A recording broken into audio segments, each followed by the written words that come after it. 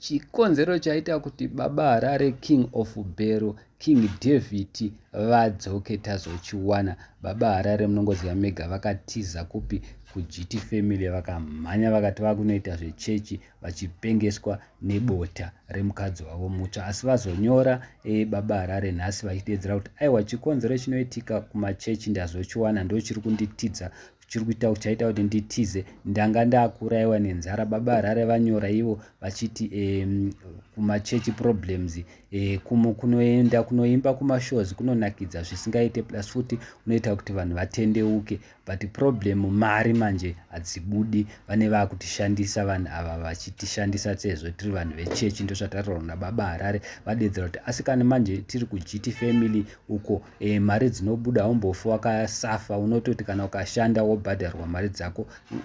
Baba Harare vanyora vakatoratidza kuti pavatiratidza vachitotaura nemunhu wechechi kwavakaenda kunoimba, vari kudedzera kuti ndakangokumbira mari yefuel chete, asi munhu wachona akandidedzera kuti aiwa, usade kundiitisa iwe comrade, mari yefuel cheidzikama. Saka baba Harare vanyora ivo vachiti maartisti ekugospel mazhinji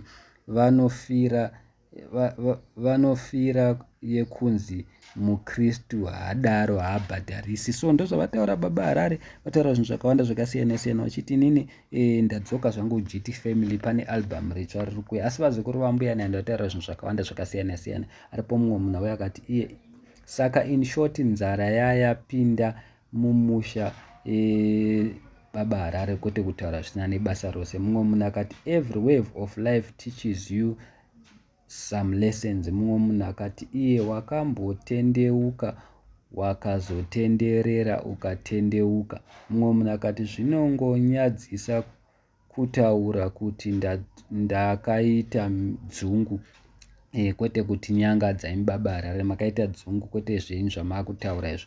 Mumwe munhu akati dzokai zvakanaka baba Harare. Mumwe munhu akati mazivano ekuchechi ndo vanhu vasina kana love. Mumwe munhu akati chorohwa nenzara chibaba, dzoka zvako kuGT zvakanaka. Mumwe munhu akati azviva kunzi mukasataura hamudzoki, hanzi hazvina kunzi mukasataura hamudzoki. Mumwe munhu akati this indeed to be said, pamwe pacho maChristians are abusive and kuzviita majaji.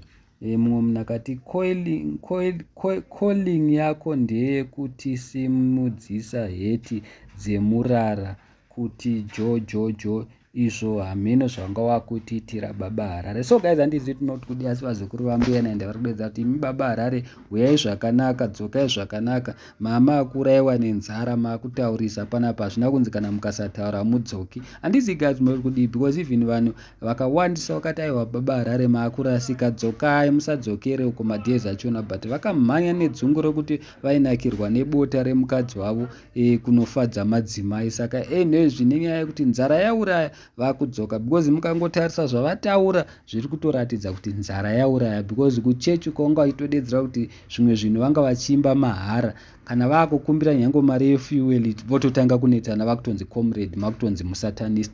Handimukona pane nyaya yacho, asi vataura vakati kuchechi kuGT Family uku, kana kuti kwatine tiimba kumashows tinoimba mari dzedu dzobuda zvakanaka, uchiminzi nemukadzi wacho naiye azobvuma akati dzokerai kuGT, nzara yauraya.